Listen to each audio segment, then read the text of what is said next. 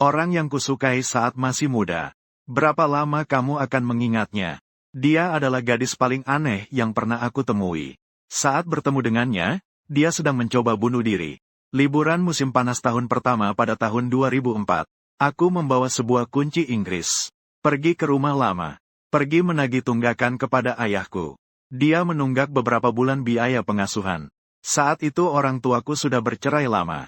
Setiap kali menagih uang padanya, dia tidak mengeluh miskin. Dia hanya berpura-pura sinyal buruk. Biaya sekolah masih harus dibayar. Kalau tidak dipaksa, aku juga tidak akan membawa alat untuk mengancamnya. Saat naik tangga, aku melihatnya. Duduk di lorong tangga.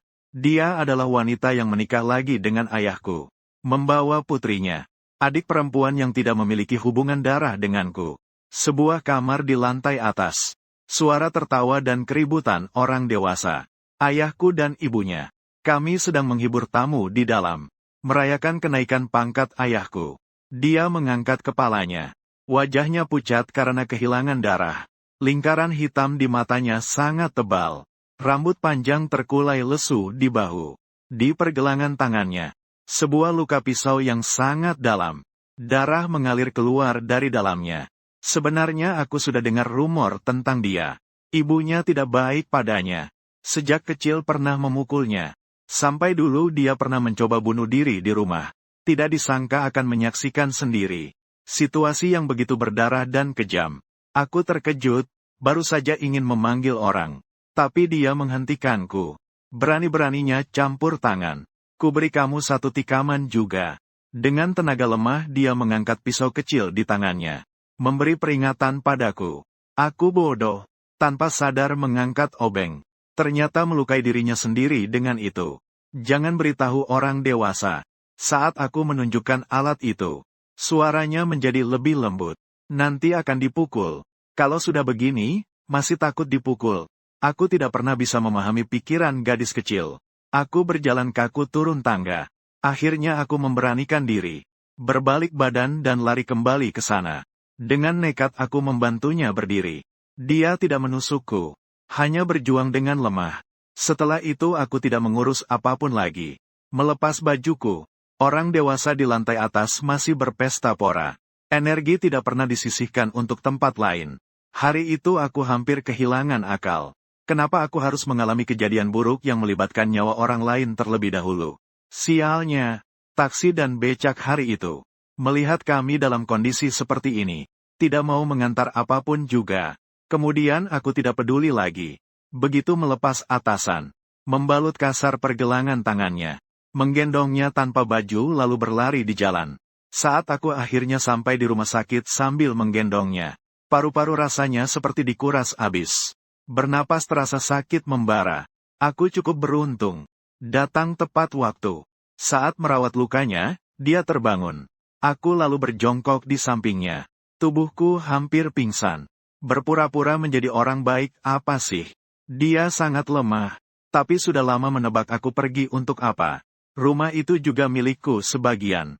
Kalau kamu mati di sana, masih bisakah dijual? Aku juga mulai merasa kesal. Menjijikkan. Aku menyelamatkanmu, tapi kau malah mengirimkanku pergi. Bisakah kau bicara dengan sopan? Aku bergumam sendiri. Apakah kau pernah melihat orang mati bicara sopan? Dia balik bertanya padaku. Aku terkejut sejenak. Dia diam dan menundukkan mata. Ada seseorang datang. Itu orang tua yang mendapat telepon dari rumah sakit. Aku melihat rambutnya ditarik ke atas. Kepalanya seolah terangkat menggantung di udara. Dia bahkan tidak pergi belajar. Sepanjang hari cuma tahu mencari kematian untukku. Mati saja. Kau benar-benar mati ya. Dalam suara panggilan sopir. Dalam gema suara. Ibunya tanpa sadar hendak menamparkan wajah itu. Sepertinya baru ingat ini di depan umum. Berhenti. Aku melihat dia menutup mata rapat-rapat. Tubuhnya gemetar tanpa tenaga. Ayahku berperan sebagai penengah. Membujuk ibu yang keras itu. Sampai aku memanggil sekali. Akhirnya dia menoleh. Kenapa kau di sini? Dia mempertimbangkan orang di sampingnya. Pandangannya menurun. Melihat kunci pas yang jatuh di samping kakiku. Sepertinya sesuatu telah terjadi. Kalian memang ingin melakukan ini. Seperti semua yang dilakukan sia-sia. Wajah ayahku langsung menjadi dingin. Ibumu memang mendidikmu seperti itu. Anakmu hebat sekali. Ibunya Xiao Sui menatap ke arah sana. Dengan sindiran. Apakah mau memukulmu atau aku? Wajah ayahku muram. Dengan marah dia berkata padaku. Perasaan kecewa memenuhi seluruh tubuhku. Rasanya semua usaha sia-sia. Tiba-tiba aku menyadari dia sedang memandangku. Dengan sedikit ejekan. Entah untuk mengejek atau menertawakan diri sendiri. Aku diam-diam bangkit. Mengambil kunci pas dari tanah. Kedua orang tua menjadi cemas. Mundur satu langkah. Tidak menyangka dalam mimpi. Tidak mampu bertahan keras selama beberapa detik. Awalnya berlari terus. Perut terasa kencang dan tidak nyaman. Akhirnya tidak bisa menahan diri lagi. Sebuah kentut keras. Terlepas tanpa kendali. Semua orang menatapku. Harga diriku jatuh di mata semua orang. Hanya bisa bersikap tegar. Apakah semua orang sudah selesai kentut? Jangan pukul anak perempuanmu lagi. Suatu sore, aku sedang melakukan pekerjaan. Tangan dia aku yang menyakiti. Kalau tidak dikasih, ya sudah anggap saja ganti rugi. Ibunya langsung marah dan mencakarku. Ayahku panik dan menahanku. Aku juga tidak berani melawan. Marah sekali. Dia sedang menerima infus. Melihatku dengan bingung. Aku samar-samar melihat. Dia membentuk mulutnya seperti berkata sesuatu padaku. Tapi kemudian dia tersenyum sedikit. Itu pertama kalinya aku melihat dia tersenyum. Kita seharusnya seperti saudara. Saudara yang tidak beruntung. Setidaknya, sebelum kita menyentuh larangan itu, aku berpikir seperti itu. Musim panas itu, uang tidak berhasil didapat. Demi biaya kuliah, aku benar-benar tidak punya pilihan. Hanya bisa kembali ke SMA alma materku. Mulai kerja serabutan. Suatu sore, sedang mengerjakan pekerjaan. Tiba-tiba ada orang masuk ke kelas. Memintaku keluar sebentar. Kerabatmu mencari kamu. Aku mengikuti orang itu sepanjang jalan. Lama-lama merasa ada yang tidak beres. Teman sekelas yang memanggilku keluar ini. Dia sebenarnya bukan pekerja di sini. Bagaimana bisa tahu kerabat saya datang ke sekolah? Sampai di tempat. Berkumpul beberapa orang. Kelihatannya bukan orang baik. Teman sekelas berjalan di depanku. Saya bertanya padanya bagaimana. Dia tidak bicara sama sekali. Intuisi saya mengatakan, ada tipu daya. Saya berbalik dan baru beberapa langkah lari tapi dikejar lagi. Kepala saya kena pukul. Kehilangan keseimbangan dan jatuh ke tanah. Hari itu tanpa bisa berkata apa-apa. Saya dipukul dan ditendang oleh beberapa orang di tanah. Bibir saya pecah. Keluar banyak darah. Satu tangan mengangkat kepala saya. Saya sadar saya mengenalnya. Saudara Jian. Berpengaruh besar. Di keluarga masih ada beberapa hubungan. Saat dia masih sekolah. Berani memukul satpam sekolah dengan pipa besi. Aku mengetahuinya kemudian. Dia sedang mendekati adik perempuan saya. Kemarin, banyak orang melihat saya tanpa baju. Membawa dia ke rumah sakit diam-diam. Dia tidak tahu hubungan kami berdua. Menganggap saya sebagai pesaing. Sedang kerja paruh waktu. Jian Ge menyipitkan mata. Melihatku dengan pandangan merendahkan. Kemudian, dia memberi isyarat mata kepada temanku. Teman itu diam saja. Datang dan menahan tanganku. Apa yang akan mereka lakukan? Aku berusaha sekuat tenaga melawan. Tapi pengkhianat ini, menahan aku dengan erat. Hanya bergumam satu kalimat. Kalau aku takut dipukul, jangan salahkan aku. Detik berikutnya, sebuah bata kayu berat menghantam tanganku. Rasa sakit yang menyayat hati. Kalau mengganggunya lagi, kau harus putuskan satu tanganku. Suara langkah kaki yang segera datang ke sini. Jian Ge meninggalkan peringatan ini. Aku memegang tangan yang sakit luar biasa. Meringkuk di tanah. Keningku penuh keringat dingin. Laporkan polisi saja. Pembicara adalah teman sekelasku waktu SMA. Dia waktu itu sedang memasang kaca di kelas lain. Menopang dagu. Mengagumi hasil seni buatannya. Akhirnya melihat aku dipukuli di bawah. Adegan itu seperti seni pertunjukan. Tidak boleh melapor polisi. Mereka yang menentang adalah ketua kelas kami yang gemuk. Dia bersama teman sekelasku berlari datang untuk menolong. Terengah-engah. Kami satu kelas di SMA. Pulang ingin menghasilkan sedikit uang. Jadi kami bermain bersama lagi. Tubuhmu lemah sudah cukup. Berani juga pengecut. Teman sekelasku memarahinya dengan kesal. Gunakan otak sedikit, boleh? Satpam sekolah dulu. Kakinya sampai patah karena dia. Setelah berapa lama dia keluar? Kurang dari setengah tahun. Teman sekelasku terkejut sebentar. Keluarganya ada hubungan. Ketua kelas berkata, bagaimana dengan Fang Yuan? Orang setiap hari datang merusak tempat. Kita masih bisa cari uang atau tidak? Sialan. Teman sekelasku menunjuk ketua kelas sambil memaki. Kamu hanya takut tertular masalah. Fang Yuan, Fang Yuan. Ketua kelas tidak menghiraukannya. Hanya menatapku. Dia memang bandel. Melawan dia. Kalau menang akhirnya, lalu apa? Dengan apa kamu membayar uang sekolah? Saat sekolah mulai, kamu makan apa? Pakai apa? Kamu kan orang pintar. Aku tidak bicara. Menutupi tangan. Ditopang oleh mereka. Sampai mandor naik. Apa yang terjadi? Akhirnya aku menundukkan kepala. Jatuh sendiri. Ketua kelas menepuk punggungku. Hanya aku yang perlahan-lahan menyadari alasan dipukuli. Sialnya luar biasa. Sebenarnya aku juga tidak pernah berpikir. Namanya Xiao Sui. Hanya beberapa hari kemudian. Suatu pagi. Saat itu belum mulai kerja. Aku sedang membeli sarapan di depan gerbang sekolah. Punggungku tiba-tiba disentuh seseorang. Itu dia. Dia menatap tanganku. Aku menatap pergelangan tangannya. Kedua tangan kami sama-sama terlilit perban. Namanya Xiao Sui. Sebenarnya cukup imut. Tapi aku melihat dia. Seperti bertemu dengan nasib sial. Langsung membalikan badan hendak pergi. Terima kasih. Saat itu dia mengucapkan satu kata. Dia datang untuk mengatakan kata itu. Kami duduk di sudut sekolah. Tunduk makan sarapan. Dia yang membayar tagihan. Sebenarnya kamu cukup membenciku, kan? Tidak kusangka. Dia tiba-tiba membicarakan hal ini. Merebut ayahmu. Menguasai rumahmu. Lalu kamu bagaimana? Kenapa tidak ingin hidup lagi? Aku tidak menanggapi. Tidak ada yang bisa menjawab pertanyaan satu sama lain. Hanya bisa menunduk. Diam-diam menyuap makanan. Hei! Setelah beberapa saat, dia memanggilku lagi. Kenapa tanganmu? Dia memutar kepala dan menatap mataku. Yang bernama Jian Ge mencari kamu. Kamu tidak berani menatapku. Dia tersenyum sebentar. Wajahku sedikit merah. Apa untungnya saling pandang-pandang. Dia menggelengkan kepala. Karena luka di tanganmu. Berhubungan dengan aku, bukan. Hal yang bisa membuatmu terluka lagi. Hanya satu hal saja. Yang bernama Jian Ge mencarimu. Benar, kan? Aku tidak berkata apa-apa. Hanya terkejut.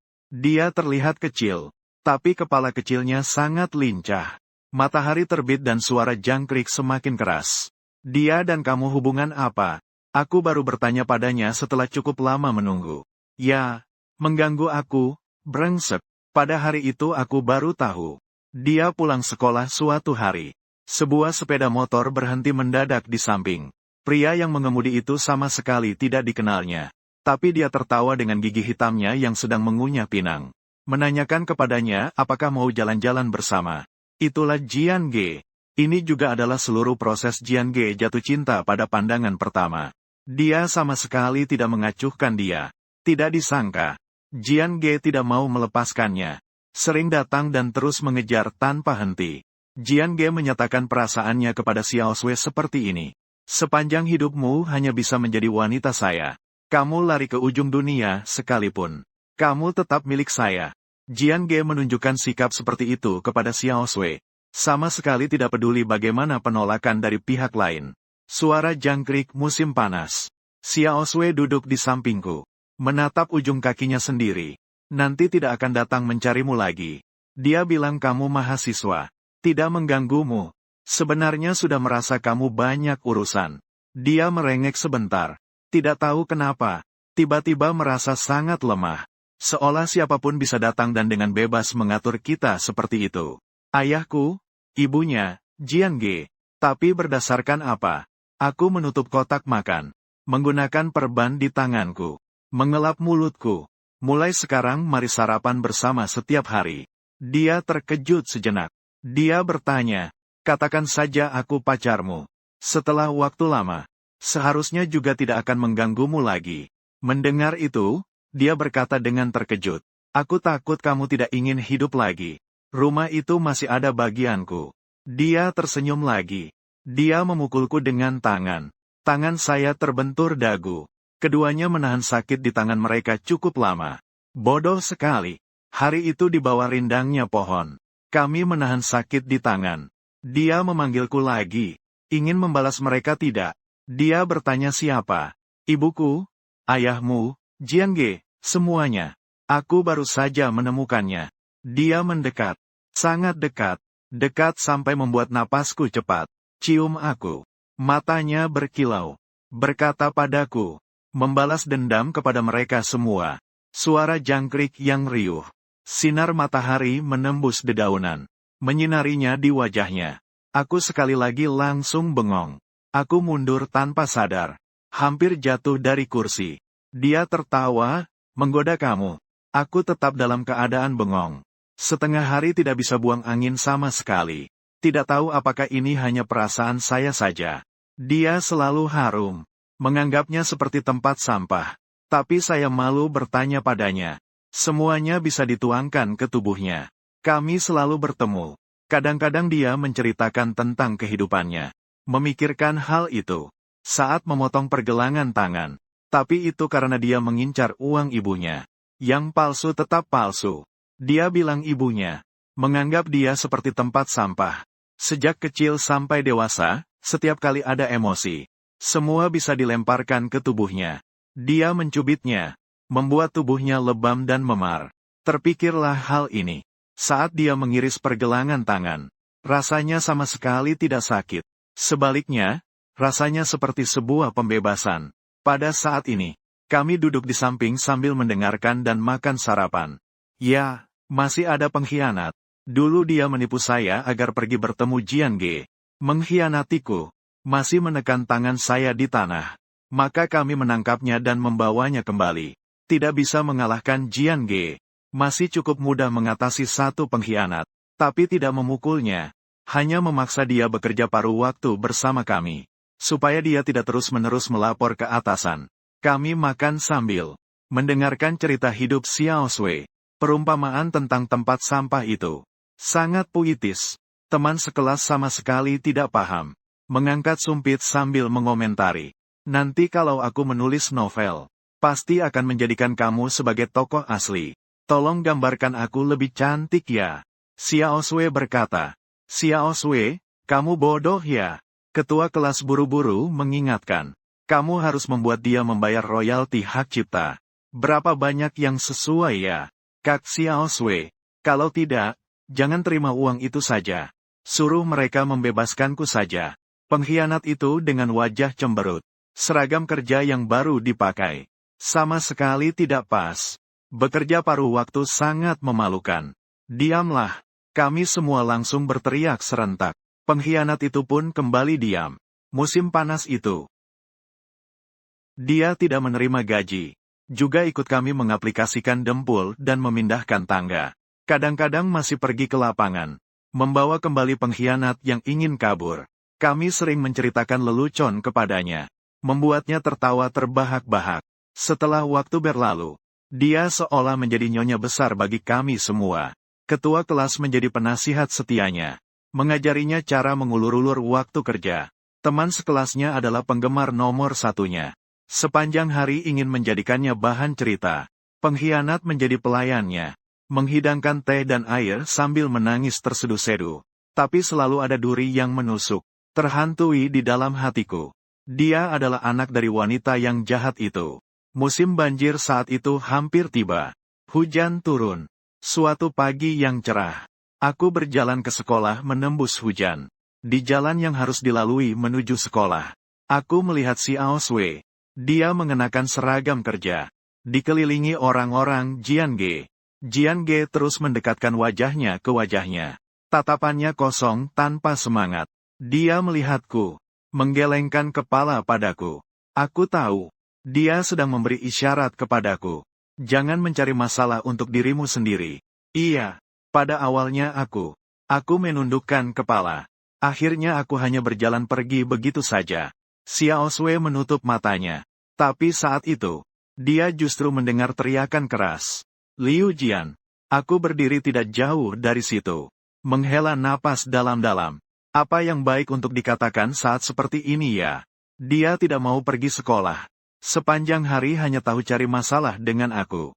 Aku sengaja berakting konyol dan jelek. Memaki Jian Ge dengan keras. Mati saja, mati benar kamu. Xiao Sui tidak tahan dan tertawa geli sebentar. Dia menatapku. Kami juga mulai memarahi Jian Ge. Liu Jian, ibumu mengajarmu seperti itu. Jian Ge menatap aku dan dia dengan heran. Dia tidak akan mengerti. Itu adalah urusan antara aku dan dia. Sebuah kesepahaman yang tidak diketahui orang lain. Bukankah itu saudara iparmu? Seseorang bertanya pada Jian Ge. Siapapun dia, tidak ada gunanya. Hari ini dia harus mati di hadapanku. Aku sama sekali tidak tinggal lama. Aku dikejar-kejar oleh Jian Ge dan orang-orangnya. Saat Xiao Sui menemukan aku sudah dipukul sampai tidak ada satu bagian pun yang baik. Jian Ge dan orang-orangnya sudah pergi. Xiao Sui berdiri di depan aku. Tatapan yang tidak bisa aku pahami. Melihatku. Dia berjongkok. Dari lengan bajunya keluarkan sebuah pisau kecil untuk menunjukkan padaku. Barulah aku mengerti. Kalau saja tadi aku tidak bertindak. Dia sudah berhasil menusukkan pisau ke tubuh Jian Ge. Dia berkata, "Kamu sakit apa? Campur tangan urusan orang lain." Iya, memang aku sakit. Siapa yang peduli apakah kamu mau membalas dendam orang tuamu dengan cara mati-matian? Siapa yang peduli apakah kamu dan Jian Ge mati bersama? Sebenarnya dari awal aku tidak suka sama kamu. Tapi kalau aku tidak melihatmu, di dalam hati aku memang selalu ada satu bagian. Sejak itu jadi kosong.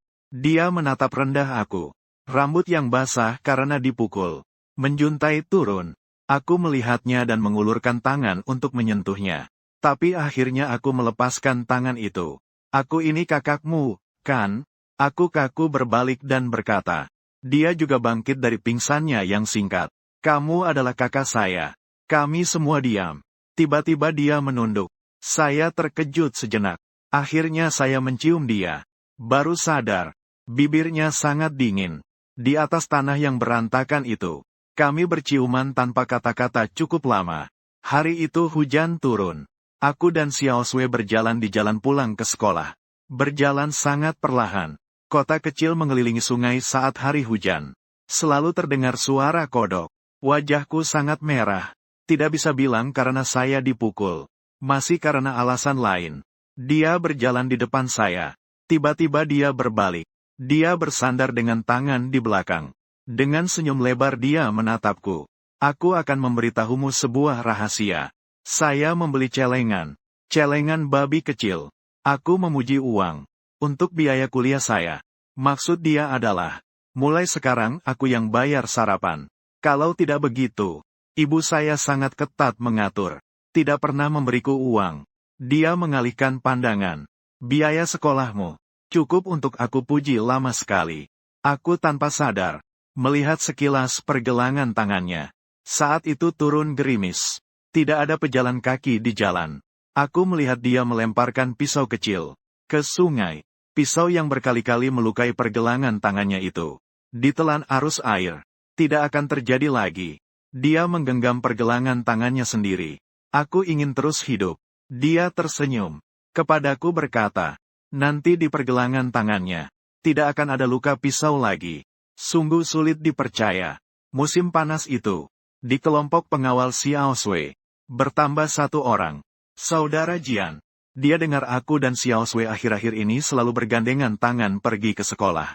Selain sangat terkejut, dia yang sangat tidak tahu malu. Memaksa pengkhianat mengambil cuti sakit. Menggantikan posisi orang tersebut. Xiao Sui. Dalam kata-katanya penuh dengan kesedihan dan kemarahan. Kamu dan Fang Yuan itu saudara kandung. Aku harus benar-benar menasihati kamu. Bagaimana jika memang ada hubungan darah? Bagaimana jika memang begitu? Masih belum terlambat untuk berhenti sebelum jatuh ke jurang. Di depan pintu gerbang sekolah. Aku lihat kau seperti ember. Kamu pasti berakting bersama Fang Yuan untuk mengelabui aku. Maksudmu agar aku menyerah karena merasa kesulitan, kan? Dia tiba-tiba tercerahkan.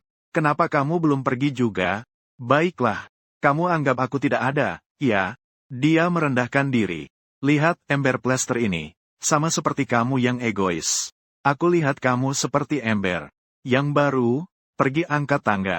Guru besar untuk mengejar kecepatan. Pada musim panas itu, sekolah kita. Ada sebuah ruang kelas. Di bagian bawah sebuah meja belajar. Kami menodainya dengan cat. Setiap orang meninggalkan sidik jarinya. Di bawah sana, masih ada satu baris pesan yang ditinggalkan Xiao Sui. Xiao Sui dan sekelompok orang bodoh. Namun, Xiao Sui meninggal dunia. Pada musim banjir tahun itu, hujan turun terus berhari-hari. Air sewaktu-waktu bisa meluap ke tanggul sungai. Guru besar demi mengejar kecepatan, membagi kami ke ruang kelas yang berbeda, agar kami menyelesaikan jam kerja pagi hari. Pulang saja menunggu hujan berhenti. Xiao Sui tidak kunjung datang. Aku merasa sedikit cemas. Membuka payung, aku ingin pergi ke rumahnya untuk memeriksa. Lewat kelas ketua kelas. Tapi aku dipanggil olehnya. Kamu mau kemana? Aku berkata sambil menatap ketua kelas. Dia belum datang. Aku mau pergi ke rumahnya untuk memeriksa. Ketua kelas Fang Yuan menatapku. Mungkin dia hanya sedang sakit. Atau mungkin terlambat. Hari ini kita harus mengejar ketertinggalan. Kamu bolos kerja. Kita harus membagi pekerjaanmu. Dia berkata kita semua teman. Jangan buat semuanya sulit. Aku pasrah. Kebetulan teman sekelasku akan keluar membeli makan untuk kita. Aku hanya bisa berpesan padanya.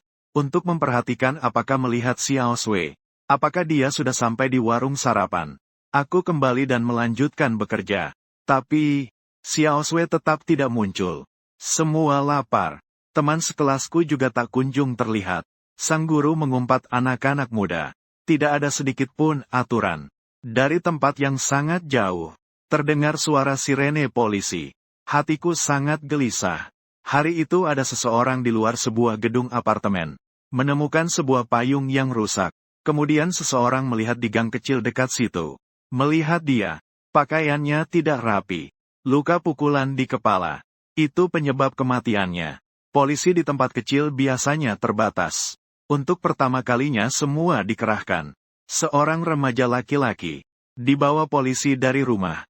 Memakai borgol. Duduk di dalam mobil polisi. Dia adalah teman sekelas saya. Saya melihat dia datang ke sekolah di jalan. Lalu berjalan bersama. Menyadari pakaiannya basah kuyup. Di TV. Menayangkan rekaman pengakuan teman sebangku. Wajahnya agak bengkak dan ada memar. Mungkin bekas saat interogasi mendadak. Dia sangat cantik. Jadi terpikir untuk berbuat sesuatu dengannya. Membohongi dia agar pergi ke sana. Saat dia tidak memperhatikan. Memukul belakang kepala dia sekali. Dia langsung jatuh. Saya melihat kepala dia berdarah. Tidak terlihat bagus lagi. Jadi saya tidak ingin melanjutkan. Tapi saya melihat jarinya masih bergerak. Saya berpikir kalau perempuan ini memberitahu orang lain, akan merepotkan. Tidak ada yang dapat kulakukan. Ya sudah, lanjutkan saja memukulnya. Setelah beberapa pukulan, dia tidak bergerak lagi. Aku lalu pergi. Merasa tidak ada yang melihat. Pasti tidak apa-apa. Paman, aku tahu aku salah. Aku tidak akan berani lagi. Mencegah kejahatan remaja. Harus peduli pada perkembangan batin remaja. Ini adalah orang tua dan sekolah. Suara televisi terdengar kadang jauh kadang dekat. Aku berdiri di lorong tangga. Terpaku menatap satu anak tangga. Pernah ada seorang gadis duduk di sana. Memegang pisau kecil dengan lemah. Meminta aku jangan ikut campur. Pernah ada seorang gadis duduk di sana. Saat aku menolongnya berdiri. Dia menarik sedikit rambutku. Ayahku mendorong pintu rumah terbuka. Memberikan celengan berbentuk babi kepadaku. Itu kosong di dalam. Kenapa? Aku terpaku menatap ayahku. Itu pertama kalinya aku menjatuhkannya ke tanah. Hampir berteriak dengan gila. Bahkan uangnya. Kamu mau mengambilnya juga? Dia sudah menggunakan uang itu untuk membeli sesuatu untukmu. Ayahku hanya menatapku dingin dan berkata. Baru saat itu aku tahu.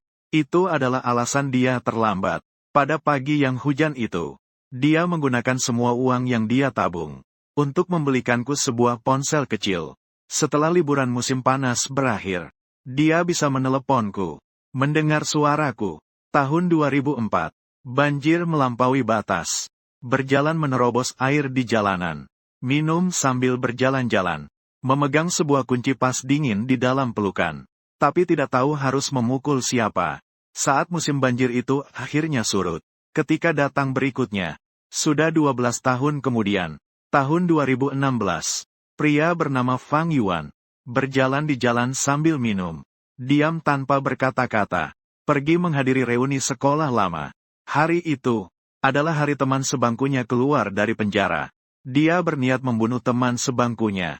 Beberapa hari sebelum reuni 2016, saat aku bekerja paruh waktu di supermarket, aku menerima sebuah pesan WeChat. Ketua kelas yang mengirim. Dia pergi ke kota besar. Tidak bertemu selama lebih dari 10 tahun. Sekarang dia adalah eksekutif tinggi di sebuah perusahaan. Saya tidak menyangka dia masih akan menghubungi saya. Di pesan WeChat itu hanya ada kalimat-kalimat ini. Teman-teman Xiao Shui berkumpul sekali. Kembali ke ruang kelas kami. Rabu malam pukul 10. Jika kamu datang, aku akan mempertemukanmu dengan Xiao Shui. Aku tertegun cukup lama. Aku telepon dia tapi tidak diangkat. Setengah hari berlalu. Baru kemudian dia mengirim pesan lagi. Orang yang membunuh Xiao Shui akan datang juga. Musim banjir akan datang. Siswa-siswi sudah libur. Namun ada sebuah kelas di sekolah yang lampunya masih menyala. Saya tidak tahu bagaimana ketua kelas mengurus sekolahnya. Rasanya karena dia menjalani kehidupan yang baik. Pasti ada jalannya. Saat sampai di sana, beberapa pria duduk di depan meja kelas. Apakah itu Jian Ge? Masih tampan seperti dulu. Ketua kelas memanggil saya sekali. Dengan tertawa dan berjalan mendekat. Saya masih ingat. Dia adalah penasihat setia Xiao Shui. Ribuan ide untuk bermalas-malasan. Dialah yang mengajarkannya. Sudah lebih dari 10 tahun tidak bertemu. Dia jadi lebih gemuk. Sekarang aku memakai seragam supermarket. Janggutnya juga belum dicukur. Tidak ada hubungan sedikit pun dengan deskripsinya. Pria bernama Jiadong. Sekarang sudah menjadi kepala bank. Hanya cabang bank. Kalau butuh dana, ingat cari aku ya. Seorang siswa laki-laki yang kurus. Mengucapkan salam padaku secara sopan. Aku tidak menyangka dia akan datang. Pengkhianat. Pembantu Xiao Shui. Sekarang sudah menjadi kepala sebuah bank. Dulu takut dia melapor ke atas. Bahkan memaksa dia bekerja paruh waktu bersama kami. Aku secara refleks ingin berjabat tangan dengannya. Tapi tanganku ditekan ke bawah olehnya. Lalu dia menepuk ringan punggung tanganku. Seolah mengingatkanku untuk menyadari perbedaan sekarang. Sangat canggung. Saat itu ketua kelas menarikku sebentar. Dia menunjuk seseorang padaku. Kalian berdua hari ini harus berjabat tangan. Setelah dia datang, terus menyebut namamu. Mengikuti arah tangan ketua kelas melihat ke sana. Seorang pria berambut botak. Pria dengan pandangan mata yang menghindar. Sejak aku datang, dia berdiri di sana tanpa berkata sepatah kata pun. Aku menggenggam kunci Inggris di pelukanku. Namun, detik berikutnya, sosoknya yang tiba-tiba menyerang menjadi membesar di mataku. Aku terkena pukulan. Mataku berputar seketika. Aku hampir mengeluarkan kunci pas itu. Tapi pada saat yang sama ditekan oleh ketua kelas. Kalian berdua memang benar-benar. Setiap kali bertemu selalu berkelahi. Sudah hampir kepala 3. Kalian ini, bisa nggak sedikit lebih dewasa? Aku marah dan mencoba melepaskan diri. Mendengar kata-kata ketua kelas. Tapi aku terkejut. Aku menatap pria di depan mataku yang diam saja. Saudara Jian. Panggil saja Jian. Dia masih dengan ekspresi dinginnya itu. Dia berkata, pukulan ini, aku berikan untuk Xiao Shui lewat kamu. Kenapa yang mati bukan kamu? Aku menundukkan kepala. Dengan suara pelan memanggil nama Xiao Shui. Di dalam kelas ada beberapa meja belajar. Disusun bersambung. Di atasnya diletakkan banyak makanan. Masih ada arak beras. Ketua kelas menyuruh semua duduk. Teman sekelasku, dia di mana? Ketua kelas sepertinya tidak mendengar. Tidak mengemudi sama sekali. Mari minum malam ini saja. Saudara Jian, kedai barbekumu besar sekali. Kalau tidak minum rasanya tidak enak. Dia di mana? Aku berteriak sekali. Semua orang menatapku. Dia tidak akan datang. Saat itulah, suara perempuan berkata seperti itu. Aku baru menyadarinya. Mungkin itu pacar ketua kelas. Rambut panjangnya dan lingkar hitam di matanya sangat mencolok. Buang saja kunci Inggris itu. Katanya, aku suruh kamu datang supaya kamu bertemu Xiao Shui. Kami duduk di sana. Lampu kelas berkedip sebentar. Namaku Sanyu. Setelah lama dia berkata, dia tunangan ketua kelas kalian. Ibuku pernah bilang, waktu kecil, aku sering berbicara sendiri ke udara. Dia ketakutan, membawaku ke berbagai rumah sakit. Pemeriksaannya tidak ada masalah. Kemudian ada seorang dukun rakyat, bilang aku sedang berbicara dengan orang mati. Aku melakukan ritual pengusiran setan. Sejak saat itu, ibuku melihat aku sudah normal. Tapi sebenarnya tidak. Yang aku bisa lihat adalah orang mati itu. Mereka mengajariku, berpura-pura tidak melihat mereka, supaya aku bisa menjalani kehidupan yang normal. Kami terpaku mendengar. Belum lama ini, arwah Xiao Sui menemui aku. Dia bilang ingin bertemu lagi dengan teman-teman lamanya. Berkumpul lagi sekali lagi. Terutama kamu. Semua orang terdiam lama karena omong kosong ini. Hanya menatapku. Aku diam untuk waktu yang cukup lama. Lalu tertawa. Apakah itu menyenangkan? Aku bilang semua sudah dewasa. Aku bercanda tentang hal ini. Aku bebas. Guan Sanyu menatapku. Baik, suruh dia bertemu aku saja. Pandangan semua orang kembali tertuju pada Guan Sanyu. Tapi tidak terjadi apa-apa. Ketua kelas mengangkat gelas. Tapi akhirnya dia meletakkannya dengan keras. Guan Sanyu mengambil gelas itu. Dihabiskan sekali teguk. Semua teman sekelas. Tidak perlu lagi menyembunyikan apa-apa. Kami berdua berinvestasi. Terlilit hutang. Xiao Sui setuju dengan kami. Setelah acara ini selesai, kita bisa jadi kaya. Ini untuk kita semua.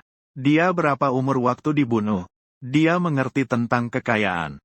Pengkhianat itu bergumam. Ketua kelas menatap tajam. Dia langsung menutup mulut. Guan Sanyu berkata, sejak aku kecil, aku sudah memahami satu hal. Manusia lebih menakutkan dari hantu. Karena hantu tidak akan berbohong. Hanya untuk melihat kita. Dia hanya memandangku dengan tenang. Guan Sanyu menggoyangkan lehernya. Aku pernah melihatnya di wajah Xiao Sui saat dia bunuh diri. Pernah melihatnya. Kami duduk kembali di sana. Yang saya hadapi adalah Guan Shan Yue. Benar begitu. Ketua kelas mengetuk garpu. Xiao Sui berusaha keras. Hanya untuk melihat kita. Pengkhianat masih tidak percaya. Guan Shan Yue menggeleng-gelengkan lehernya. Berputar dengan frekuensi aneh. Hantu bukanlah Lei Feng. Jangan anggap hantu remeh. Guan Sanyu bilang dia ingin bertemu kalian. Pasti ada tujuannya. Selanjutnya, saya bisa memanggil arwah. Agar Xiao Sui keluar untuk menemui kalian. Dia ingin kalian melakukan apa? Guan Sanyu berhenti sejenak sambil berkata, sekarang aku hanya bisa memberitahu beberapa hal yang perlu diperhatikan. Malam ini situasi banjir meluap. Semut naik ke pantai. Jika langsung berbicara dengan kalian, semut sangat mudah mengetahui keberadaan Xiao Sui. Jadi hanya aku sebagai mediocre. Menyampaikan ucapannya. Guan Sanyu sambil menunjuk dirinya sendiri. Telinga semut sangat peka. Selanjutnya dia menyampaikan informasinya kepada kalian. Semuanya akan cukup tersamar. Aku hanya bisa menjawab iya atas namanya. Atau tidak. Guan Sanyu berhenti sampai di sini. Berhenti sejenak. Pernah bermain permainan seperti sup penyu? Mungkin mirip dengan permainan sup penyu. Dia menurunkan pandangannya. Singkatnya, yang harus kita lakukan berikutnya adalah bertanya pada makhluk halus dan dewa. Jadi tolong semua ingat baik-baik. Bertanya pada makhluk halus dan dewa. Ada 3 hal yang tidak boleh ditanyakan. Jangan bertanya tentang umur panjang. Dia memberi instruksi kepada kita. Instruksinya selesai. Bukankah ini 2 pertanyaan? Masih ada 1 pertanyaan lagi. Pengkhianat benar-benar tidak tahu malu. Memotong ucapannya. Aku tidak tahu. Bertanya pada makhluk halus. Ada 3 hal yang tidak boleh ditanyakan. Tapi tidak ada yang tahu apa pertanyaan ketiga itu. Aku hanya tahu. Orang yang menanyakan pertanyaan itu. Semuanya meninggal. Guan Sanyu berkata. Pembunuhan misterius yang kejam. Bahkan karena melakukan kejahatan hingga dijatuhi hukuman mati dengan ditembak. Cara paling masuk akal untuk mati. Namun justru berasal dari tangan makhluk halus. Inilah akibat dari menanyakan pertanyaan ketiga. Jadi, nanti jangan sampai bocor rahasia. Jangan sampai menyakiti orang lain. Guan Sanyu berkata. Memberi peringatan kepada pengkhianat dengan tatapan tajam. Jian Ge membuka botol bir dengan gigi. Diam-diam meminumnya. Ngomong terlalu banyak tidak ada gunanya. Kapan kita akan bertemu dengannya? Dia berkata. Aku melihat Guan Sanyu tersenyum sebentar. Dalam kedua matanya itu, tiba-tiba tampak ada ekspresi. Dia berkata sekarang, kita menggigit jari kita sendiri. Akulah yang terakhir. Menggigit jari hingga luka. Meneteskan darah ke dalam tempat lilin. Ini adalah langkah wajib dalam upacara. Membutuhkan darah dari beberapa orang yang dikenal. Agar menunjukkan jalan menuju janji temu untuknya. Barulah aku mengerti. Kenapa ketua kelas, dengan keras kepala menolak membiarkan kita pergi. Lilin dinyalakan. Guan Sanyu menutup matanya. Memberikan isyarat dengan tangan. Beberapa pria menuding jari. Mereka semua melihatnya bersama-sama. Sudah cukup lama. Sepi sekali sehingga bisa mendengar suara air di bawah. Guan Shenyu mulai berbicara. Dia datang. Kami memandang sekeliling. Tidak ada apa-apa. Tapi ketua kelas langsung menangkap tangannya. Iya. Guan Shenyu tetap menutup matanya. Tidak terlihat ekspresi apapun di wajahnya. Seolah-olah terhubung. Dunia dengan dimensi lain. Sekarang kalian bisa bertanya. Aku ingin menyampaikan sesuatu. Apakah itu Xiao Sui? Pengkhianat terlebih dulu berbicara. Keheningan panjang. Ya, kali ini. Suara yang keluar dari Guan Shenyu. Tidak ada intonasi sama sekali. Seolah-olah kehilangan semua semangat. Apakah kamu masih hidup? Bukan. Kenapa kelihatannya seperti drama? Pengkhianat mengulurkan tangan ingin menyentuh Guan Shenyu. Tapi ketua kelas langsung menarik tangannya. Pengkhianat langsung merasa sakit. Kalau kamu tidak mau bicara sekarang, pergi saja. Ketua kelas menatapnya tajam. Balik saja, tidak ada yang peduli nasibmu. Pengkhianat menutup tangannya. Tidak berani berbicara lagi. Aku duduk di sana. Melihat mereka. Aku tidak tahu apa yang sebenarnya mereka mau lakukan. Tapi menggunakan nama Xiao Sui. Untuk melakukan pertunjukan seperti ini. Bisa bertahan sampai sekarang. Sudah menjadi batas kemampuanku. Sebenarnya untuk mengungkap mereka. Sangat mudah. Ada terlalu banyak rahasia. Hanya aku dan dia yang tahu. Xiao Sui. Pandanganku melampaui Guan Shenyu. Melihat kehampaan di bawah cahaya di belakangnya. Sore hari tanggal 2 Juli tahun 2004. Kamu duduk di lorong. Iya. Saat itu kamu sedang makan. Kanan? Bukan. Aku terkejut sejenak. Kamu sedang mendengarkan lagu. Bukan. Kamu sedang mencoba bunuh diri. Iya. Di pergelangan tanganmu. Ada 3 sayatan. Ada 3 langkah yang dilakukan. Bukan. 5 jalan. Iya. Jariku bergerak tanpa sadar. Tidak benar. Xiao Sui pernah bercerita tentang kehidupannya pada kami. Siapa saja mungkin tahu detail ini. Pagi hari tanggal 7 Juli tahun 2004. Kamu datang ke sekolah mencariku. Iya. Kamu mengucapkan terima kasih padaku. Iya. Kamu menyuruhku membalas mereka. Menyuruhku membuat nilai menjadi buruk. Bukan. Kamu menyuruhku mencium kamu. Iya. Hatiku berdetak kencang. Sore hari tanggal 27 Juli tahun 2004. Hujan turun. Aku membantumu mengalihkan perhatian Jian Ge. Kita bertukar pukulan. Benar. Kemudian, kamu datang ke depanku. Ya, kamu mengucapkan terima kasih padaku. Tidak. Kamu bilang aku sakit. Bilang aku ikut campur urusan orang. Benar. Lalu, kamu melempar pisau itu. Kamu ingin mengumpulkan uang. Pergi ke universitas yang sama denganku. Kamu harus terus hidup. Baru bisa ke sana menemui aku. Ya, hatiku. Seolah-olah dihantam keras. Sekolah luka. Aku masih bisa menjelaskan semuanya. Tapi detail-detail saat hujan itu. Kecuali aku dan Xiao Sui. Tidak ada yang tahu lagi di dunia ini. Xiao Sui, kamu suka aku. Ya, kamu benci aku. Ya, karena pagi hari itu. Aku menundukkan mata. Tidak bisa melanjutkan bicara. Karena pagi yang hujan itu. Aku tidak mencarimu. Guan Shan Yue. Tiba-tiba berhenti sebentar. Xiao Sui, kamu sudah kembali. Bukankah begitu? Otakku kosong tak berisi. Bibir bergerak. Ingin mengatakan sesuatu. Aku berdiri. Tapi akhirnya tanpa sengaja menyentuh botol minuman keras. Ketua kelas menepuk tangan. Dia kembali memakai gaya dewasa yang sudah dikenalnya. Bang Fang, saya memang tahu memanggilmu adalah keputusan yang tepat. Dia mendekat, menggandeng bahu saya. Barang ini, meminta datangnya Tuhan mudah, mengirim perginya sulit. Aku hanya menatap tajam ke arah Guan Sanyu. Ingin berjalan mendekat. Ketua kelas kembali menahanku. Suaranya dia rendahkan ke telingaku. Senyum dipaksakan tapi tidak ikhlas. Aku tahu kamu ingin Xiao Sui, tapi dia adalah ibu mertuaku. Beri aku muka sebagai saudara. Jangan peluk lagi. Saya sadar kembali. Duduk kembali dengan bingung. Jian Ge terus mengawasiku dari samping. Wajahnya menunjukkan kekagetan. Kepala pun bergerak kaku. Tidak mungkin. Ini bukan Xiao Sui. Dia sama sekali tidak bisa menerimanya. Membiarkan Fang Yuan memeluknya. Bagaimana mungkin Xiao Sui meminta hal seperti itu dari orang lain? Kalau bukan karena ketua kelas berdiri di tengah. Dia sudah mendekat dan mencengkeram leherku. Kalau itu palsu, pasti benar-benar palsu. Aku sama sekali tidak sempat mempedulikannya. Ketua kelas sudah memandangnya dengan penuh empati. Saudara Jian, bagaimana kalau kamu juga bertanya sesuatu? Tentu saja aku harus bertanya. Tapi saat Jian Ge berkata, ia malah tampak agak takut. Xiao Sui. Jian Ge menatap ke arahnya. Sekalipun hanya sedikit. Ini adalah pertanyaan pertamanya. Bukan. Jawabannya cukup tegas.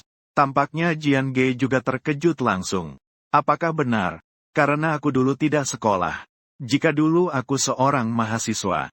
Dalam kata-kata Jian Ge, terlihat penuh harapan. Tidak. Masih jawaban yang tegas. Jika saat itu aku tidak merepotkan Fang Yuan. Bukan hanya itu. Tidak membicarakan perasaan suka. Apakah setidaknya kita punya kesempatan memulai dari teman? Bukan kali ini. Suara di sana sudah keras dan jelas. Semua orang menatap Jian Ge dengan sangat canggung. Terlihat ia membuka botol bir dengan tatapan kosong. Dalam beberapa detik sudah habis diminum. Itu Xiao Sui. Ia berkata dengan sedih dan murung. Itu dia. Saudara Jian. Kamu benar-benar membuka mataku. Pengkhianat menatap dengan ekspresi dalam dan penuh penilaian. Ketua kelas bertepuk tangan. Menuangkan minuman ke dalam gelas masing-masing. Malam ini, ada yang masih hidup dan ada yang sudah meninggal. Ketua kelas mengangkat gelas. Inilah yang namanya pesta sesungguhnya. Bersulang untuk sahabat lama, Kak Xiao Sui. Ketua kelas menenggak sekaligus. Kami semua ikut mengangkat gelas. Kak Xiao Sui. Ketua kelas berkata, aku masih ingat saat kita bekerja musim panas bersama. Saat itu meskipun tidak punya uang, tapi semua orang mengelilingimu. Betapa bahagianya. Sekarang kebahagiaan itu hilang. Sekarang uangnya lebih sedikit dari sebelumnya. Hidup seperti ini. Ketua kelas menghentikan nostalgia. Aku tak akan banyak bicara, Kak Xiao Sui. Apa sebenarnya yang ingin kau katakan pada kami malam ini? Silakan katakan saja. Harapan adalah janji yang kau berikan kepada kita semua setelah ini. Tolong Kak Xiao Sui sampaikan beberapa kata kepada kami. Ketua kelas memimpin tepuk tangan. Di malam yang aneh ini, lampu dan suasana sunyi hening. Di dalam sebuah kelas terdengar tepuk tangan yang sesekali. Di depan mata, Guan Sanyu mengerutkan kening. Sepertinya dia sedang mendengarkan. Setelah cukup lama, dia akhirnya berbicara. Namun, dia menceritakan membuat semua dari kita terkejut dengan informasi yang disampaikan. Pada tahun 2004, ada seorang gadis. Dia berkata, dia dipukul kepala oleh seseorang. Hingga tewas seketika. Tapi sudah bertahun-tahun lamanya. Gadis itu tidak bisa reinkarnasi. Karena orang yang membunuh dia masih bebas berkeliaran. Karena orang yang membunuh dia sampai hari ini belum pernah dihukum. Semua orang terkejut dan terdiam. Apa artinya? Kenapa tiba-tiba muncul lagi seorang gadis? Baru saja pengkhianat membuka suara. Tapi langsung dipotong oleh Jian Ge. Diam. Botol minuman yang pecah. Bir menyebar di lantai. Aku membuka mataku lebar-lebar. Kepala berdering riuh. Semuanya adalah kata-kata dia. Gadis yang kamu maksud itu. Apakah dia dirimu sendiri? Jian Ge berkata. Pelakunya adalah teman sebangkunya dari Fang Yuan. Jian Ge menatap ke kekosongan itu. Tapi tidak. Sebuah lampu jalan di bawah. Berkedip-kedip seolah bercahaya. Bukankah hantu tidak pernah berbohong? Sampai hari ini belum tertangkap. Aku menangkapi pertanyaan Jian Ge. Lampu jalan di bawah itu menyala-nyala seperti percikan api. Aku mengangkat kepalaku. Sampai sekarang, sepertinya aku akhirnya mengerti mengapa Xiao Sui mengatur perayaan malam ini. Bunuh orang-orangmu. Di antara orang-orang ini malam ini saja. Iya, lampu jalan di bawah itu memercikkan percikan api. Semakin membara. Ada apa? Ketua kelas juga tampak terkejut. Sepertinya, dia sama sekali tidak tahu tentang hal ini. Bukankah hantu tidak pernah berbohong? Pengkhianat juga mulai panik. Dia sebenarnya tidak berbohong. Hanya saja tidak pernah membahas hal ini sebelumnya. Kalau dia tidak bilang, aku bagaimana tahu? Sialan, benar-benar kamu yang menyebabkan kematiannya. Cukup. Jian Ge memukulkan tangannya keras ke meja. Tujuanmu mengatur acara malam ini apa? Jian Ge menatap yang tak terlihat Xiao Sui dan berkata, tujuanmu mengatur malam ini apa? Apa itu? Guanshan Yue tidak menjawab. Aku juga melihatnya. Kamu ingin kami menemukan pelaku. Kataku, hanya jika pelaku mati, kamu bisa bereinkarnasi. Ya, jadi kamu ingin kami, pada malam ini, membunuh pelaku itu. Ya, lampu jalan itu. Bohlamnya akhirnya pecah di permukaan air. Bergoyang dengan percikan api aneh. Seseorang tertawa. Itu Jian Ge. Tinjunya terkepal. Matanya berair. Tapi aku menatapnya. Namun tidak bisa membedakan. Apakah itu benar-benar aktingnya? Semua saling melirik. Ketua kelas dan pengkhianat. Kakak Jian dan aku. Yang pertama gelisah adalah pengkhianat. Ini bercanda apa? Kita hidup di masyarakat hukum, bro. Suruh kami membunuh orang. Dia masih kecil saat pergi. Ingin balas dendam. Apa yang aneh? Jian Ge berkata, kita tidak muda lagi. Kamu abaikan pekerjaanmu. Masa depan juga tidak penting. Kami adalah teman Xiao Sui. Jian Ge menatap tajam padanya. Pengkhianat tidak mundur. Dia sudah mati. Orang mati tidak punya teman. Kau ngomong apa, sialan? Jian Ge melangkah dengan cepat. Dia langsung meraih kerah pengkhianat. Dia mengangkat tinju tinggi-tinggi. Tapi akhirnya tidak jadi meninju. Pengkhianat hanya menertawakan dingin. Ayo pukul. Kau hanya penjual sate. Kalau kau sanggup ganti rugi, silakan pukul. Pengkhianat mendorong Jian Ge menjauh. Dia merapikan kerah bajunya. Menyisir rambutnya dengan tangan. Lalu menunjuk ke arah Jian Ge. Oh Jian, kau cuma anjing penjilat, tahu? Kau sampai menjilat orang yang sudah mati. Tapi itu bukan berarti orang lain mau ikut menjilat bersamamu. Kita tidak harus membunuh dengan tangan sendiri. Aku duduk di sudut. Tiba-tiba, mengatakan seperti ini. Mereka semua memandang ke arahku. Aku bertatapan dengan mereka. Bertanya pada arwah. Ada 3 hal yang tidak boleh ditanya. Jangan tanya umur panjang dan jodoh. Aku mengulang peringatan yang pernah dikatakan Guanshan Yue. Apa sih pertanyaan ketiga? Tidak ada yang tahu. Tapi yang tanya pertanyaan ketiga. Semua mati. Kematian karena kecelakaan atau pembunuhan. Bahkan ada yang dihukum mati karena kejahatan. Aku bilang, Xiao Sui meminta kita melakukan hal yang sangat sederhana. Kita hanya perlu menemukan pelakunya. Lalu memaksa pelaku itu untuk mengungkap pertanyaan ketiga ini. Dengan begitu pelaku akan mati oleh tangan Xiao Sui. Polisi dan hukum. Tidak ada yang bisa menangkap kita.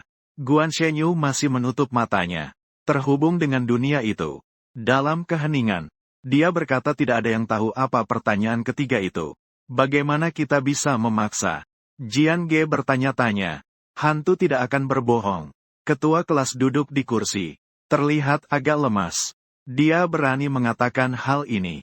Itu berarti malam ini pasti akan ada yang mengajukan pertanyaan ketiga. Tidak ada terjemahan spesifik, ekspresi tidak jelas. Pada saat ini, ketua kelas dengan keras menendang meja. Kenapa kamu sangat tegang? Jian Ge langsung curiga. Ketua kelas terkejut. Atau katakanlah, kamu takut apa? Jian Ge menekan untuk bertanya. Tunggu sebentar. Melihat kami semua menatapnya. Ketua kelas panik. Aku tidak takut. Aku khawatir kalau seseorang meninggal di sini. Kita tidak bisa lepas dari keterlibatan ini. Aku sudah terlilit hutang segunung. Kalau datang satu lagi masalah, bagaimana aku harus menyelesaikannya? Apakah aku bisa menangani semuanya? Selain itu, kalau aku pembunuhnya, aku pasti sudah bosan mengatur skenario ini. Pakai otak sedikit, tidak bisakah? Aku hanya terus mengamati saja. Pengkhianat, jangan lihat aku. Sekarang kau tahu, kenapa diam saja? Bukankah kau paling pandai membocorkan rahasia? Ketua kelas jadi marah. Bahkan memanggil julukan pengkhianat itu. Membongkar rahasia lawan.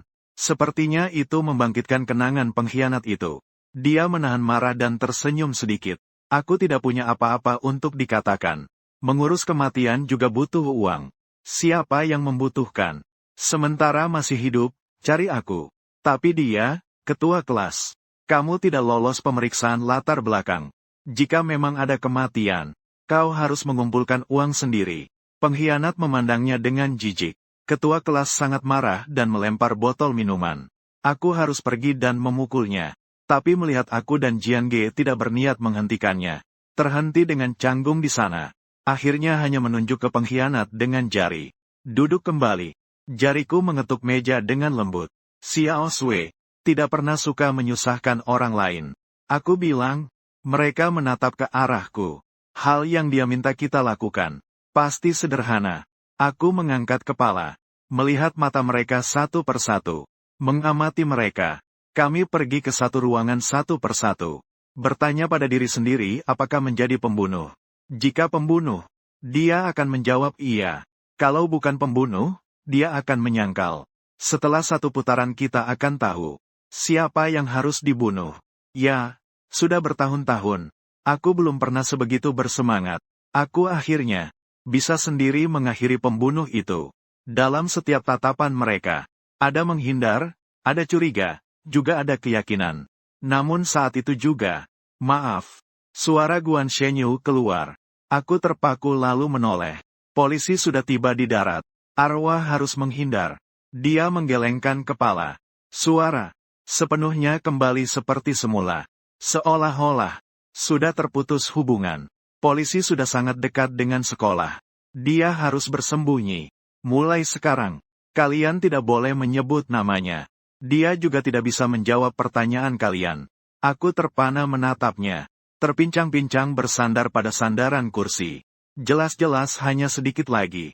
Kapan dia akan kembali? Dia akan kembali. Guan Sanyu hanya berkata seperti itu. Jian Ge merokok di lorong. Menatap permukaan air di bawah gedung. Aku berjalan ke sana. Meraba botol minuman di dalam saku. Baru sadar sudah kehujanan. Saku sudah basah kuyup. Hanya aku yang pegang ponsel. Hanya aku yang menelepon secara bertahap. Semua ponsel rusak. Jian Ge menyerahkan sebatang rokok padaku. Apakah harus berinteraksi? Aku menggoyangkan kepala, aku punya keberatan. Aku menggelengkan kepala. Suatu pagi, dia tersenyum. Saat itu belum masuk kerja. Apakah dia pelakunya? Aku tidak bisa menilai. Aku hanya bisa menilai bola terang, tidak masuk akal. Tapi aku tahu kemungkinan pelakunya. Tiba-tiba punggungku disentuh seseorang. Apakah aku bisa menanyakan pertanyaan yang hina itu? Kami bersandar pada pagar. Dia merokok, aku sedang minum. Hujan deras mengguyur. Tinggi air semakin meningkat. Apakah benar seperti yang diceritakan dalam legenda? Berpayung-payung kertas yang tinggi dan ramping. Berjalan di atas permukaan air seperti itu. Ketidakdewasaan masa lalu. Pemimpin geng, teman masa kecil narator, berkata maaf. Saya menahan luka lebam yang baru dia pukul di wajah saya. Ada rasa lucu sekaligus tak percaya. Semuanya sudah berlalu. Saya berhenti sejenak. Kamu bagaimana? Benar-benar bingung harus bilang apa. Pemimpin geng tahu apa yang ingin saya tanyakan. Ayah dan ibu mengundurkan diri. Menghabiskan banyak uang tapi posisi tetap hilang. Pada akhirnya uangnya habis juga. Orang-orang yang bergaul dengan saya juga pergi semua. Yang belajar tetap belajar. Yang kerja tetap bekerja. Tetapi Wu Zai membangun keluarga. Dia dulu bergaul dengan saya. Karena orang tuanya berasal dari unit yang sama. Sekarang lebih baik dari saya yang menjalankan warung bebeki. Lebih baik daripada saya yang buka kedai bebeki. Saya sebenarnya cukup beruntung. Zaman sudah berbeda. Tahun 2004. Segalanya sangat kacau di mana-mana. Kalau saya melakukan kejahatan, bisa bebas keluar. Kalau sekarang, Saya masih jenis orang seperti itu. Entah kapan akan ditembak mati. Takutnya tidak ada yang mau panggil saya saat pemanggilan arwah. Dia pun tidak sungkan mengajak mampir ke tokonya kalau sempat. Jika dipikir-pikir, dia jatuh ke lingkungan seperti itu. Selalu merasa tidak cocok. Sama seperti saya. Bagaimana denganmu? Dia menyingkirkan puntung rokok. Masa depanmu dulu sangat cerah. Tapi kamu tidak mau melanjutkan belajar. Bahkan tidak kembali ke universitas. Aku menatap cahaya yang padam seketika itu. Tidak ingin pergi kemanapun. Tahun 2004. Aku berjalan menyusuri jalan sambil menyeberangi air. Hujan deras membasahi. Aku cuma bisa bilang begitu pada diriku sendiri. Setidaknya, tinggal di kota kecil tempat dia pernah tinggal. Pemimpin geng bilang, kata-katanya mungkin terdengar aneh. Melihatmu tidak bisa melepaskan. Sebenarnya aku cukup bahagia. Aku terpana selama 12 tahun. Pemimpin geng menunduk. Hari ini membahas masa lalu. Rasanya seperti mendengar cerita orang lain. Berapa lama lagi aku bisa mengingatnya? Kamu berbeda. Melihat pertanyaanmu hari ini. Aku tahu kamu bisa mengingatnya seumur hidup. Aku cukup iri padamu. Kataku. Pemimpin geng, jadilah lebih dewasa. Kita berdua menjalani kehidupan seperti ini. Jangan saling menyalahkan. Sampai saat ini, pemimpin geng juga mulai menggosip. Pada saat itu, suara seorang memanggilku. Ayo jalan, buang air. Kata-kata akrab dari Erwuzai membuat kita semua tak bisa menahan tawa. Pada suatu saat, rasanya seperti kembali ke masa sekolah dulu. Di kamar mandi yang gelap, Erwuzai memberi saya sebungkus rokok. Aku menolak. Saya teringat sesuatu. Kamu tidak takut? Apa? Erwuzai fokus menyalurkan air. Apakah kamu tidak takut aku pelaku kejahatan? Apa yang aku ingat? Dari kami semua. Pada masa itu, Sang Wuzai paling penakut. Kamu pasti bukan. Saya pikir-pikir memang begitu. Erwuzai tahu hubungan saya dengan Xiao Sui. Dulu, selalu melihat siswa nakal merokok di toilet. Puntung rokok dari Erwuzai berkedip-kedip remang-remang. Sebenarnya, saya juga cukup nakal. Lebih nakal dari mereka. Hanya saja tak ada yang tahu. Dia berkata, aku tahu. Saya sembarangan mengatakan sesuatu. Kamu tahu apa? Erwuzai tersenyum sedikit. Saya mengerutkan kening. Meski sudah bertahun-tahun tidak bertemu. Dia tetap membuat saya merasa aneh. Seorang gadis yang baik. Erwuzai menghela napas penuh perasaan. Membuat seseorang dipukul 5 kali di kepala. Meninggal dunia. Katakan padaku saat itu dia. Pasti sangat menderita, kan? Saat meninggal masih terus memegang kantong di tangannya. Karena takut diambil orang. Memegang kantong sampai tangannya terluka. Aku masih terus bertanya padanya. Aku menoleh dengan bingung. Dalam kegelapan, puntung rokoknya menyala dan padam bergantian. Di televisi, tidak pernah ada yang berkata, ini kelas 5 semester 2. Karena orang tuaku dari Departemen Keamanan Publik. Dia berkata demikian. Kamu bilang kantong itu. Aku terus bertanya padanya. Oh, kantong itu ya. Di dalamnya ada telepon genggam kecil yang dibelinya. Dia mengingat-ingat. Dia juga meninggalkan pesan singkat untukmu, kan? Apalagi ya, telepon genggam kecil itu. Sampai kasusnya terpecahkan. Polisi tidak mengembalikannya pada orang tua. Aku pergi bertanya lebih lanjut. Jawaban yang ku terima. Bahwa tidak ada barang bukti itu. Pesan singkat. Bagaimana kamu bisa tahu? Aku dengan bingung meraih tangan. Puntung rokok tegak berdiri. Terbakar di punggung tanganku. Apa bukti dan saksi di tempat kejadian? Dia menginjak puntung rokok. Orang tuaku adalah dari kantor kepolisian. Mereka yang membantu saya menemukan kambing hitam. Kamu tahu tidak? Saya rasa saya ketagihan membunuh saat musim banjir. Karena airnya naik deras. Bukti dan lokasi kejadian apa? Semua hilang terbawa arus. Hanya perlu memaksa teman sebangku kamu. Menghafal pengakuanku saja sudah cukup. Sarafku melompat tak terkendali. Dalam sekejap, aku meraih kerah bajunya. Tapi dia tetap tersenyum. Bunyi lebih keras sedikit. Panggil keduanya ke sini. Kamu tidak akan pernah tahu apa yang sudah kulakukan. Aku merasa sangat malu sampai ingin meledak. Tapi hanya bisa menatapnya tanpa bergerak. Akan ku beritahu kenapa. Dia berkata, karena aku cemburu padamu. Nilai bagus. Masih punya hubungan baik. Hari itu Jian Ge pergi memukulmu. Aku pikir akhirnya aku bisa membunuhmu. Tapi pada akhirnya, kamu tetap bersama wanita yang sangat cantik itu. Apakah dia buta mata? Ah, kamu sudah dipukul. Kenapa dia masih bersamamu? Sebenarnya dia tertarik padaku. Setiap kali aku bicara padanya, dia akan tersenyum padaku. Itu berarti dia tertarik padaku. Sambil memberi isyarat padaku. Tapi bersamanya sekaligus. H bajingan. Kalian semua pikir dia pintar. Padahal dia sangat bodoh. Hari itu dia pergi ke sekolah lamanya cari kamu. Di jalan aku bilang padanya kamu kecelakaan.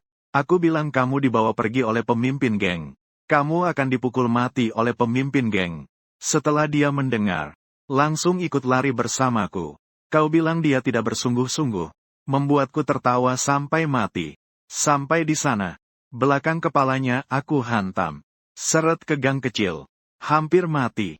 Jadi jelek lagi. Akhirnya aku harus bunuh dia dengan hantam. Jangan dipikirkan lagi. Aku sengaja bikin permusuhan dengan ketua kelas dan pemimpin geng. Mereka berdua sombong. Tidak akan datang. Tidak percaya karena tidak ada bukti. Siapa percaya sama kamu? Fang Yuan. Aku cuma mau bilang langsung padamu. Dia tersenyum sebentar. Dengan satu jari. Menyentuh wajahku sebentar. Aku memang menggunakan cara ini. Untuk menghancurkan kalian semua. Menghancurkan kalian semua. Ini adalah pencapaian terbesar dalam hidupku. Pencapaian terbesar. Suara ledakan keras. Itu suara tinjuku yang menghantam wajahnya. Aku seperti binatang buas yang kehilangan akal. Menarik kepala Erwuzai. Mengguling di tanah. Keluar dari lorong. Menaruh setengah tubuhnya di atas pagar. Mataku merah membara. Satu tangan mengeluarkan kunci pas. Akan memukul kepalanya. Fang Yuan, kamu mau apa? Yang datang begitu cepat adalah Jiang He dan Banzang. Dia tadi mengakui. Dia pelakunya. Memang dia benar. Aku berteriak keras. Tapi dalam sekejap, aku jatuh terkapar oleh Jiang He. Jiang He juga terkejut. Kamu tadi bilang apa? Erwuzai hampir jatuh dari atas bangunan. Banzang mengumpulkan tenaga dan menariknya kembali. Tunggu sebentar. Erwuzai berteriak keras. Dia sedang berbohong. Kita sedang ngobrol dengan baik. Dia tiba-tiba menjadi gila dan mau membunuhku. Aku adalah kamu. Aku berjuang untuk berdiri. Tapi ditekan keras oleh pemimpin geng. Mengeluarkan raungan kemarahan yang tak rela berulang kali. Aku akan membunuhnya. Aku akan membunuhnya. Aku tahu sekarang. Fang Yuan lah pelakunya. Dia tahu begitu polisi pergi. Dia kembali. Dia akan terbongkar. Jadi dia memanfaatkan kesempatan sekarang untuk membunuh kita satu persatu. Erwuzai berteriak. Mana ada pembunuh yang bersembunyi bertahun-tahun mau mengakui dirinya sendiri. Pikirkanlah. Tidak ada satupun kata Fang Yuan yang bisa dipercaya. Pasti karena akan terbongkar. Makanya dia panik. Dia berkata keras aku berjuang. Tapi ditekan kembali ke tanah oleh pemimpin geng dengan kuat. Kepalaku terbentur tanah. Berdengung. Sakit sekali. 5 pukulan Xiao Sui dulu. Seberapa sakit itu? Kunci Inggris sudah ditendang pemimpin geng ke bawah tangga. Tenggelam di dasar air yang gelap gulita. Saat saya mulai tenang, baru saya sadar saya telah jatuh ke dalam perangkap. Erwuzai sengaja memprovokasi saya. Hanya supaya saya terlihat seperti orang gila. Agar tuduhan jatuh ke kepala saya. Dia yakin tidak seorang pun akan mempercayainya. Ada pembunuh yang akan mengakui pembunuhan itu. Dengan begitu, jika saya menunjuk dia, semua itu tidak berdasar. Sebaliknya dia bisa menuduh saya berkata-kata gila. Menuduh saya sebagai pembunuh. Dengan demikian, dia baru punya kesempatan melewati tahap identifikasi pelaku. Langsung memaksa saya untuk menanyakan aturan 3 jangan. Di dalam kelas, saya diikat tangan dan kaki dengan pakaian oleh Jiang He dengan terbalik. Saya menatap Erwuzai dengan keras kepala. Bukankah itu benar? Rencanamu. Ketua kelas berbisik pada Jiang He. Ini tidak terlihat seperti orang gila juga. Erwuzai duduk di samping Jiang He. Aku tahu. Jiang He sekarang tidak percaya siapapun. Sebenarnya sedang mengawasinya. Hanya saja saya sudah menggunakan alat. Terpaksa mengikat saya. Bagaimana kalau melapor ke polisi? Erwuzai bertekad pura-pura tidak bersalah. Ya, bukankah itu juga tujuannya? Mengacaukan air hingga keruh. Sampai memanggil polisi. Ritual memanggil arwah pun selesai secara alami. Kamu beracun ya? Apakah kantor polisi punya kapal? Atau polisi yang menyelam ke sana untuk menangani kasusmu? Ketua kelas membantahnya. Pakai otak sedikit. Saya lihat ke arah ketua kelas. Hari kejadian, kamu yang menyuruhku tinggal. Saya bahkan tidak melewati sekolah. Lagi pula, bagaimana saya bisa? Ketua kelas dengan jelas datang sendiri. Itu aku yang menyuruhnya jangan pergi. Seketika, dia ternyata seorang pengkhianat. Wajahnya penuh keraguan. Tunggu, hari itu kamu terus-menerus bersama dia. Erwuzai bertanya. Tidak begitu. Jadi kamu sama sekali tidak bisa menilai dia. Berapa lama dia di sekolah itu? Bisa jadi dia langsung pergi membunuh setelah itu. Tapi Fang Yuan dan dia sangat dekat. Hati manusia sulit diprediksi. Saya pernah lihat banyak pelaku kejahatan. Ada yang memiliki kekhasan tertentu. Itu memang untuk mendapatkan kenikmatan dengan menyakiti orang lain. Erwuzai berkata dengan yakin. Mungkin dia memang orang seperti itu. Kalian semua sudah melihat bagaimana dia memperlakukanku tadi. Aku berjuang mencoba bangkit. Erwuzai buru-buru mundur. Setidaknya satu hal sudah jelas. Saat itu, Guan Sanyu yang lama tidak bicara, akhirnya berbicara. Bukan kamu. Hujan belum berhenti. Sebelum dia kembali, kita punya banyak waktu. Hujan deras masih terus mengguyur. Ketua kelas mengumpat, namun bersemangat menggosok-gosok tangan. Kenapa kamu bersemangat? Jiange kepada dia. Ini sebentar lagi akan dapat untung besar. Aku menatap Erwuzai dengan tajam. Dia masih terus berakting. Ekspresi tak bersalah itu. Erwuzai, aku bilang, aku tahu. Kamu pikir kamu bisa menipu semua orang. Ini adalah momen terbaik dalam hidupmu. Apa yang paling Anda khawatirkan adalah tidak ada yang tahu. Terutama aku tidak tahu. Kamu seberapa bangganya. Meski kami semua menganggap kamu pembunuhnya. Bukti-bukti masa lalu sudah hilang. Tidak ada yang bisa berbuat apa-apa padamu. Kamu sudah memperhitungkan bahwa meskipun akhirnya melapor ke polisi, mereka tetap tidak bisa menangkapmu. Memang begitu. Aku berhenti sejenak. Saya juga bereaksi. Kamu akan datang malam ini. Sebenarnya hanya untuk mencari kesenangan. Karena bagimu, ini adalah permainan yang tidak akan pernah kamu kalah. Sebelum kami memastikan kamu adalah pelaku, kamu bisa melihat kami membuat malu diri sendiri. Sekali lagi membuktikan pencapaianmu dulu. Dan berlari ke hadapanku. Mengumumkan deklarasi pemenangmu. Itulah alasan satu-satunya kamu datang malam ini. Alasan satu-satunya. Dan pada akhirnya meskipun kamu ketahuan, kami hanya bisa melihat kamu bebas dari hukuman. Karena seorang kasir supermarket, seorang pemilik warung bakar, seorang eksekutif perusahaan yang terlilit hutang banyak. Mereka sudah lama menjadi kelompok pecundang. Tidak bisa melakukan apa-apa. Betapa sempurnanya rencana ini. Ternyata di awal membuat rencana ini, dia sudah mengalahkan kita semua. Kamu hanya mau bermain jenis permainan yang tidak akan kalah, ya? Aku tertawa mengejek. Kamu memang selalu menjadi pengecut sejati. Apa yang sedang Anda bicarakan? Erwuzai menatap dengan mata yang tidak bersalah. Tapi saat mendengar aku mengejeknya, emosinya tetap terlihat sedikit terguncang. Semakin kau berbohong, semakin besar pula kecurigaan terhadapmu. Fang Yuan, dia menahan diri. Tapi Erwuzai, kamu tidak pasti bisa menang. Aku menatapnya, karena kau tidak menghitung satu hal. Mengundang arwah itu benar-benar nyata. Dia terus memandangimu, si pembunuh. Sementara aku duduk di sini, aku sudah tahu pertanyaan ketiga. Apa itu? Apa yang orang lain pikirkan tentang saya? Dilihat dari hukum, bagaimana aku akan dihukum? Aku tidak peduli. Malam ini aku dan dia akan membuatmu mati. Nafas Erwuzai memenuhi ruangan. Iya, bagaimana aku bisa lupa? Dia bisa merancang untuk membahayakanku. Tentu saja aku juga bisa merancang untuk melukainya. Di dunia ini, tidak ada hantu. Erwuzai berkata. Aku mendengarkan. Guan Sanyu berkata dengan tak puas. Iya, orang seperti kamu. Bagaimana mungkin percaya bahwa ada hantu di dunia ini? Kalau tidak, di dalam kamar kecil, kamu juga tidak akan memberitahu aku kebenarannya. Aku menyebutnya Erwuzai. Aku ingin berterima kasih atas kejujuranmu. Membuat aku melihat sisi sebenarnya dari dirimu. Kamu merasa dirimu sangat istimewa. Kamu berpikir dunia berputar di sekitar kamu. Tapi kenyataannya saat itu menyiksa dirimu. Kamu tidak punya pencapaian. Tidak punya teman. Kamu jadi anak bawahan pemimpin geng, Jiange. Bahkan orang tidak menganggapmu sebagai anak bawahan dia. Memerintah kamu seperti hewan peliharaan. Kamu sering menangis di malam hari, menyembunyikan air mata di balik selimut, membenci kita karena telah merebut hidupmu. Kamu membenci ketua kelas. Kamu tahu sedikit tentang segala hal, mencuri kecerdasanmu.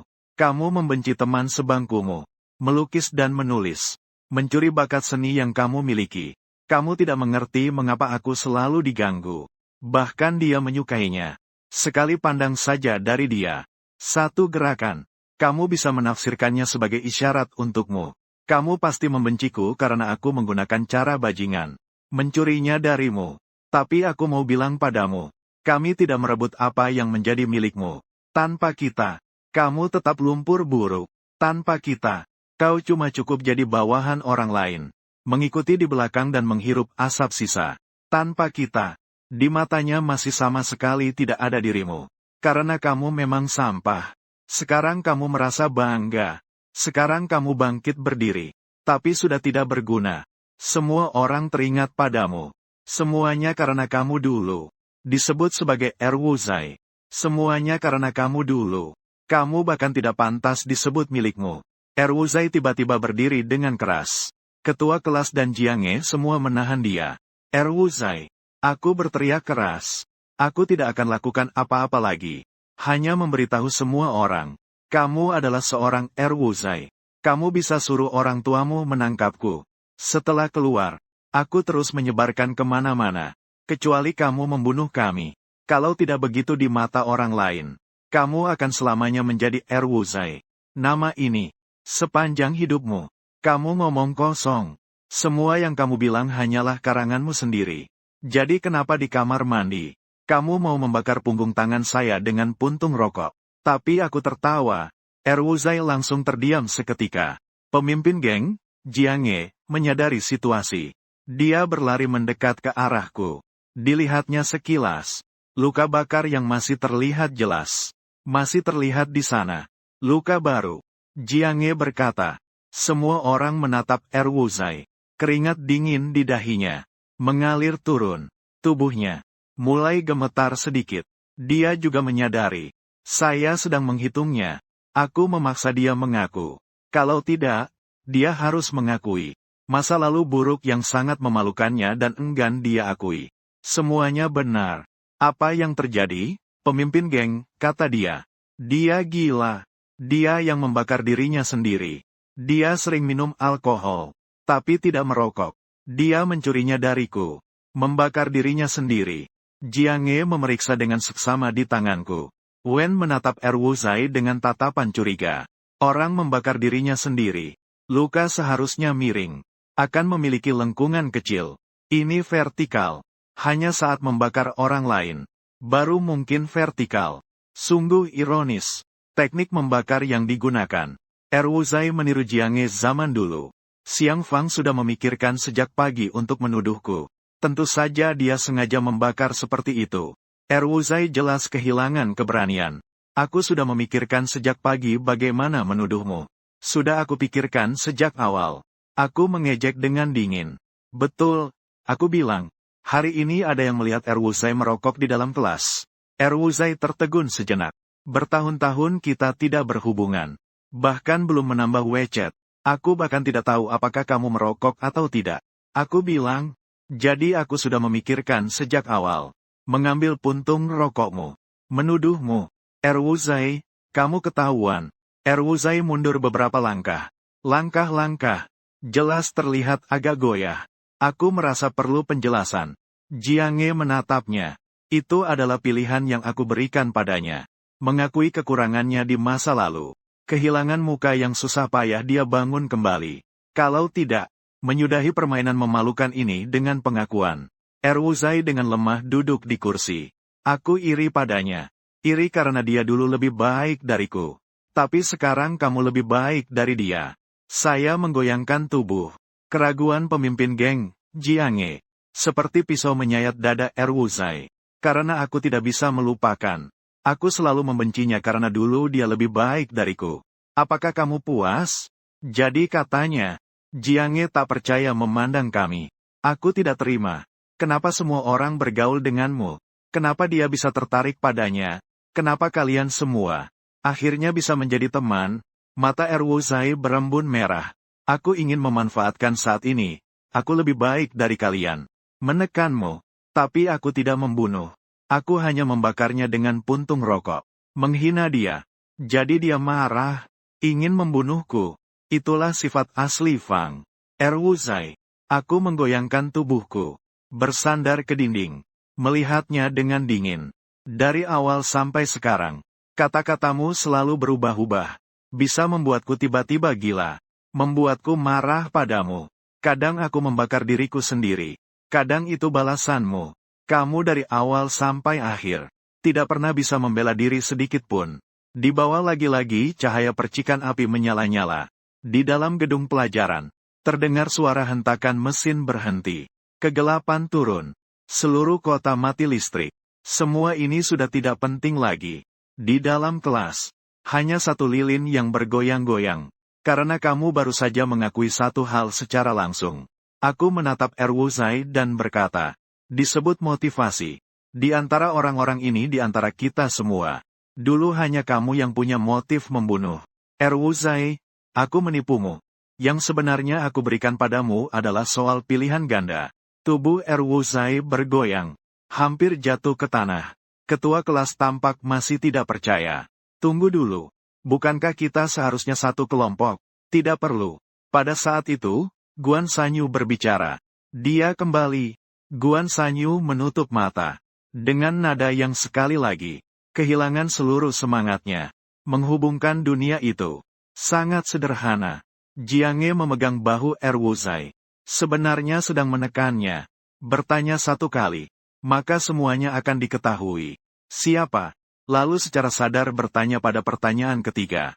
Apakah pelakunya adalah aku? Aku menatap punggung Guan Sanyu. Bukan. Apakah pelakunya adalah Erwuzai? Jiadong. Teriakan melengking yang menyayat hati. Namun itu keluar dari mulut Erwuzai. Aku terpaku lalu berbalik. Erwuzai melepaskan diri dari Jiange. Di tangannya menggenggam pecahan botol minuman. Jiange menundukkan kepala. Ada luka sayatan di perutnya. Darah mengalir keluar dari dalamnya. Ternyata Erwuzai pura-pura jatuh tadi. Sebenarnya untuk mengambil ini. Ya, di dalam kegelapan. Guan Sanyu tanpa ekspresi. Menjawab seperti itu. Seperti deklarasi dosa yang tak terelakkan. Namun Erwuzai sudah menyerang Guan Sanyu. Aku berusaha melawan. Terikat hingga tak bisa bergerak. Langkah Jiange sudah melemah. Hanya ketua kelas. Dia langsung menyerbu ke depan. Menabrak dengan keras tepat di depan. Namun akhirnya tertinggal satu langkah. Ketua kelas menabrak meja dengan keras. Pusing dan bingung. Bangkit lagi. Kasih muka pada kakak. Itu istriku. Bagaimana kalau kamu bawa pergi Fang Yuan saja?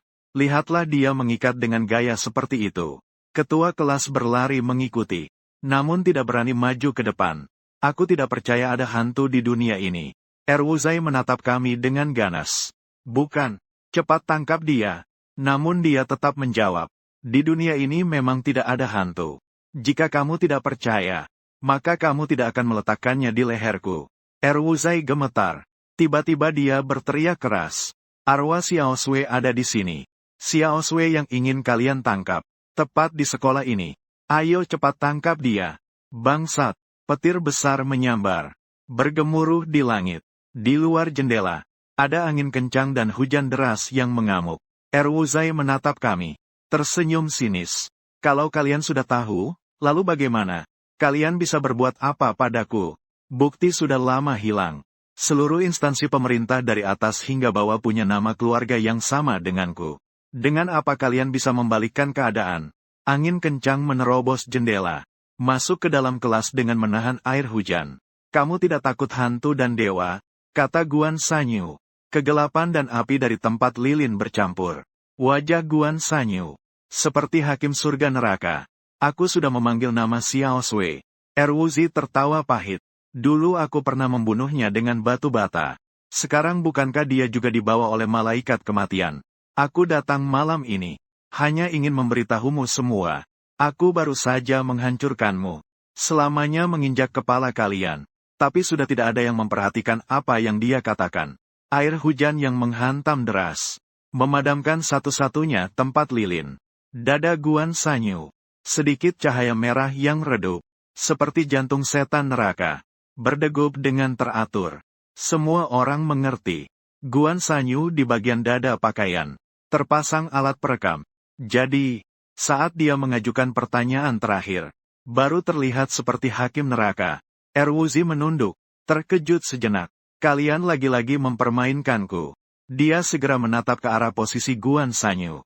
Berusaha menarik dengan keras. Guan Sanyu dengan sangat keras melindungi. Aku, kamu. Ketua kelas tampak sangat marah dan menahan diri. Melihat ketua kelas dan Jiange mendekat, Erwuzai jelas ketakutan. Pecahan botol keras menusuk kulit Guan Sanyu. Darah mulai mengalir. Akhirnya Guan Sanyu terpaksa bangkit. Digiring keluar oleh Erwuzai yang mengancam. Di mana ponsel kecil itu?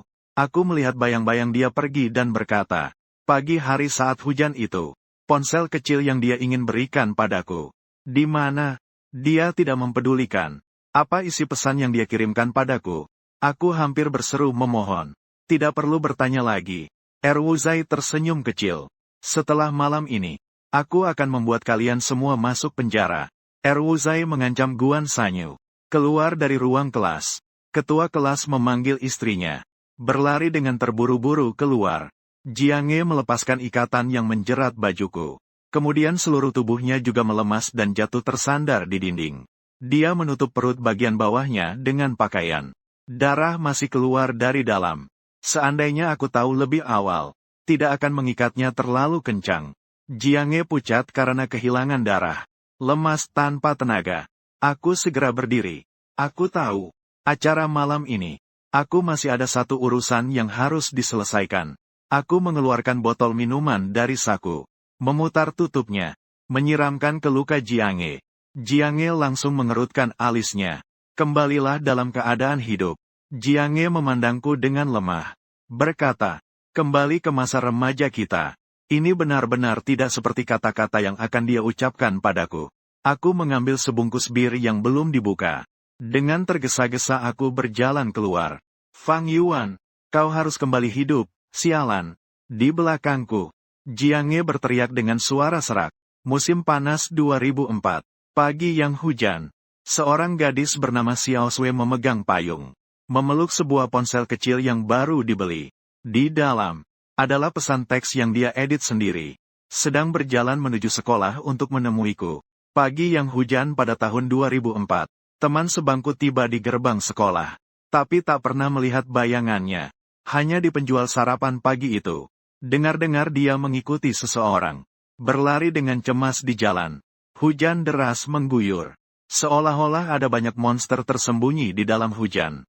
Atau seperti penghuni bayangan yang kurus dan tinggi. Berlari cepat di atas permukaan air. Satu-satunya kelas yang tidak terkunci adalah milik kita. Saat aku turun ke lantai 2, aku melihat sosok Erwuzi. Ketua kelas duduk lemas di dalam air. Darah mengalir dari lehernya. Guan Sanyu juga mengalirkan darah. Pecahan botol minuman keras akhirnya mengiris bajunya. Dia menarik keluar alat perekam suara yang dijahit bersama kain. Erwuzi memegangi alat itu. Berusaha keras untuk membantingnya ke tembok. Pada tahun 2004, Erwuzi menggoda dia. Menipunya ke dekat apartemen itu. Dia dengan panik mencari bayanganku. Yang menyambutnya adalah sebuah batu yang mengenai bagian belakang kepalanya. Tahun 2016. Koridor yang tergenang banjir besar. Aku mengambil sebotol minuman keras. Dengan keras melempar ke kepala Erwuzai. Pecah di atas kepalanya. Hujan tahun 2004 membasahi tubuhnya yang dingin. Dia sudah tidak bisa berbicara. Tapi tangannya erat memegang tas tempat ponsel. Tangan terluka dan berdarah. Tahun 2016 Erwuzai terjatuh sebentar. Alat perekam di tangannya. Dengan tergesa-gesa mengambilnya. Aku melompat dengan mata merah menyala. Satu tangan menekan kepalanya ke dalam air. Satu tangan menarik tangan yang memegang alat perekam itu. Tahun 2004. Pejalan kaki berlari menghindari hujan yang mengguyur. Teman sebangku terus mencari. Khawatir aku marah. Dia akhirnya terlihat oleh orang tuanya. Dibawa pulang oleh mereka. Masih bergumam dalam mulut. Aku hidup di dunia ini harus setia kawan. Tahun 2016 aku dengan mata merah. Menekannya dengan erat. Dia mengeluarkan gelembung di dalam air. Berjuang dengan keras. Pecahan botol minuman keras. Menyakitiku dengan lemas di tanganku dan tubuhku. Teman sebangku tertangkap dan dipenjarakan tahun 2004. Dia dipukuli sampai tidak tahan lagi. Hanya bisa menghafalnya. Barang di atas kertas yang diberikan padanya. Di atasnya. Semua adalah jejak orang yang tertekan di dalam air. Perutku terluka parah akibat pecahan botol minuman keras tahun 2016. Akhirnya kehilangan tenaga. Erwuzai melepaskan diri dariku. Tetapi dia melihat dengan ketakutan. Tubuhku dipenuhi darah. Tapi matanya merah menyala. Menuju ke arahnya. Tahun 2004 aku di lorong gedung. Melihat toples tabungan yang sudah kosong. Di dalam sana. Seharusnya uang hasil tabungannya selama satu musim panas. Dia sebenarnya sudah berjanji padaku. Akan hidup baik-baik. Aku berjalan sambil menyeberangi air. Darah meninggalkan jejak merah di belakangku. Kembalikan ponsel kecilnya padaku. Aku menatapnya dengan tajam dan keras. Kembalikan itu padaku. Berani datang ke sini, aku akan langsung mematahkannya sekarang. Dia mengangkat dengan bangga alat perekam itu. Aku sudah tidak peduli lagi. Aku bilang, lempar, peluk, atau apa saja. Dia menatapku dengan takut. Berani membunuhku, gemetar dan ingin membantah sesuatu. Kamu pengkhianat 325. Tahukah kamu? Dengan tatapan penuh darah. Menatapnya tajam dan keras. Pertanyaanmu tadi. Itu di ruangan ketiga. Dalam sekejap.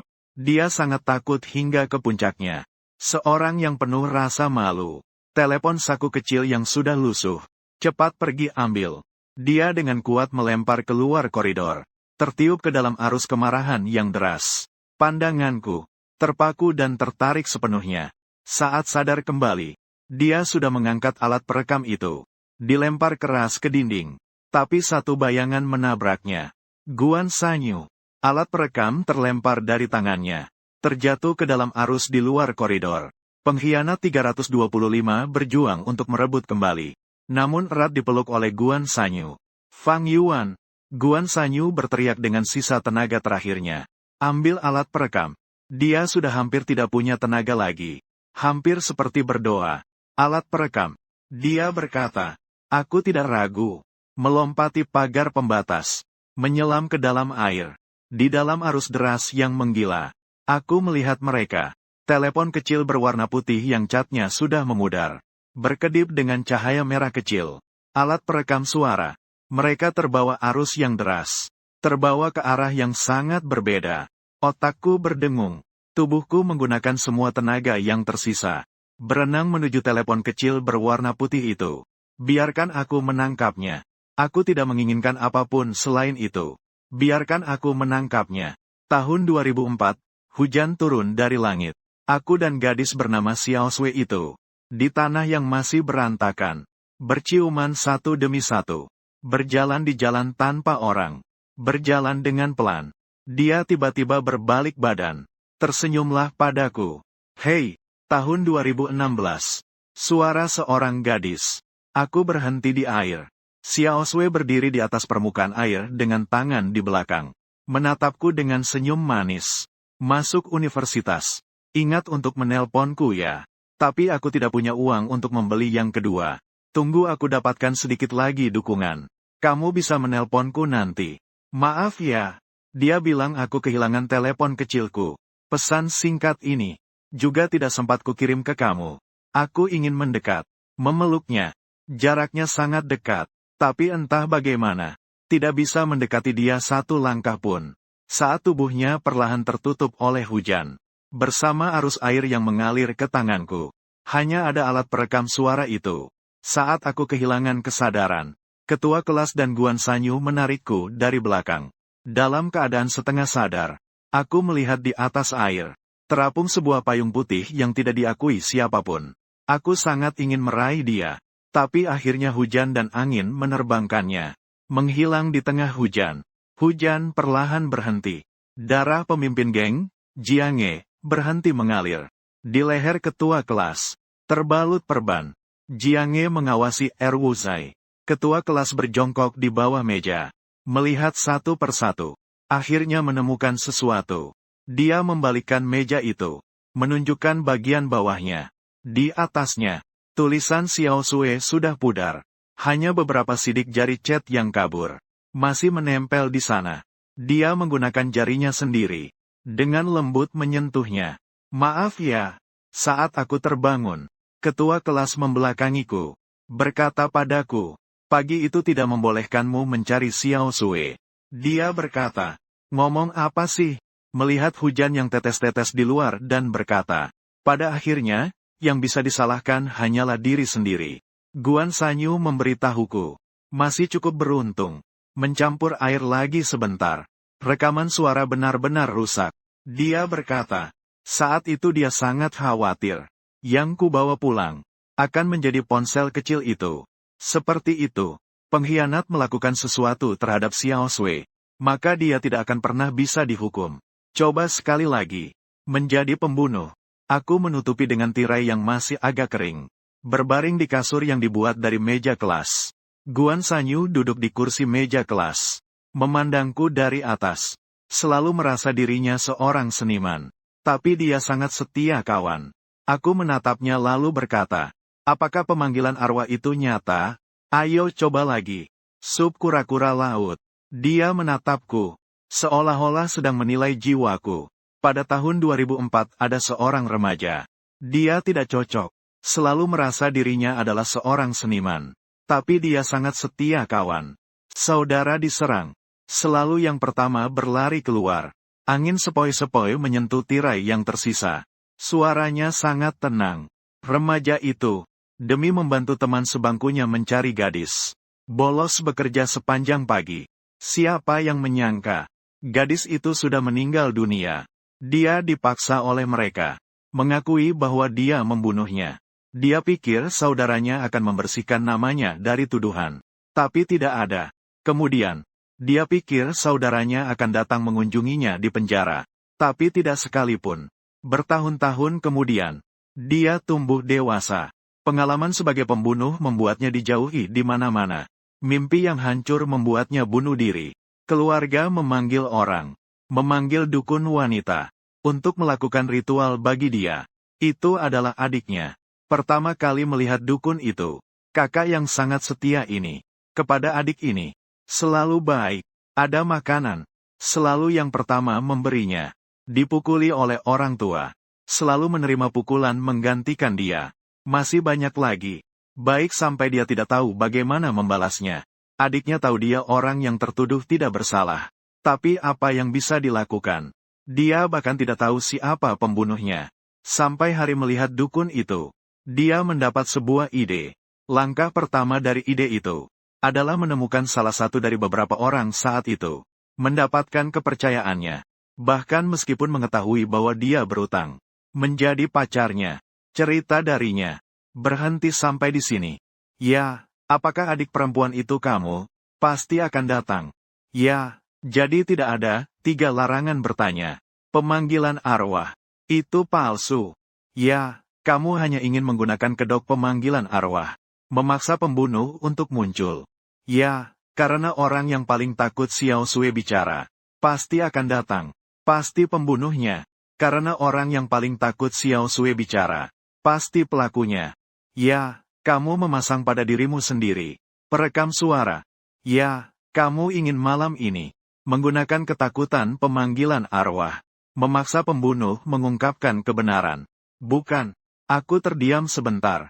Kemudian aku menyadarinya. Karena kamu tidak bisa memprediksi. Malam ini sebenarnya apa yang akan terjadi. Ya, tapi ada satu hal yang bisa kamu paksa untuk terjadi. Ya, membuat pembunuh takut pada hantu Xiao Sui. Membuat pembunuh takut kamu mengungkapkan identitasnya. Membuat pembunuh takut pada pertanyaan ketiga yang kamu buat-buat. Ya, Jika pembunuh ingin bertahan hidup, sangat mungkin untuk memilih. Sebelum pertanyaan ketiga, aku akan membunuhmu dulu. Iya. Dengan begitu ada kesempatan menetapkan kembali kesalahan pembunuhnya. Iya. Dia mengakhiri permainan ini. Melihat keluar jendela. Akhirnya kami tetap mendapatkan rekaman itu. Fang Yuan. Dia berkata kepadaku, kamu dan kakak saya menunggu hari ini sejak kapan? 12 tahun. Hari itu di tahun 2016. Masih turun hujan. Tapi air yang menembus tanggul sungai sudah mulai surut. Polisi sedang dalam perjalanan. Bukan tahun 2004 lagi. Guan Sanyu menatap keluar jendela. Tenang saja. Kita berpisah seperti ini. Apakah itu terlalu kejam padanya? Dia bergumam. Tapi dia menyadari bahwa pandanganku tidak pernah meninggalkan. Kenapa kamu tahu banyak tentang aku dan dia? Aku menatapnya dengan lemah dan berkata, sebagian besar yang aku dengar. Dia mengatakan beberapa detail kecil. Aku tidak tahu. Dalam hati rasanya memang harus begitu menjawab. Tidak ada yang aneh. Dia berkata, demi malam ini, aku terus mempelajari cerita kalian semua. Beberapa intuisi sangat wajar. Sebenarnya saya bertahan sampai sekarang. Semangatku sudah mulai agak kabur. Sebenarnya, ritual pemanggilan arwahmu itu benar, kan? Dia mendengar saya bertanya lagi tentang hal ini. Bukan. Dia secara refleks menjawab. Sebenarnya, ritual pemanggilan arwah itu memang benar. Betul kan? Dia diam. Apakah ritual pemanggilan arwah benar-benar terjadi? Ya. Apakah Xiao Sui sudah kembali? Ya. Apakah kamu akan membenciku? Di pagi hujan itu, aku tidak bolos kerja untuk mencarimu. Kataku tentang sumber listrik. Aku menatap kekosongan di belakangnya. Aku tahu. Dia tidak memanggil siapapun. Aku tahu. Bahkan jika aku di atas permukaan air, yang aku lihat benar-benar dia. Dia sudah pergi bersama ponsel kecil yang tak akan kembali. Telah pergi. Aku tahu. Aku tahu. Tapi maafkan aku. Aku benar-benar minta maaf. Guan Sanyu menatapku. Banyak tahun kemudian, aku lulus menjadi polisi. Bertemu banyak orang seperti aku.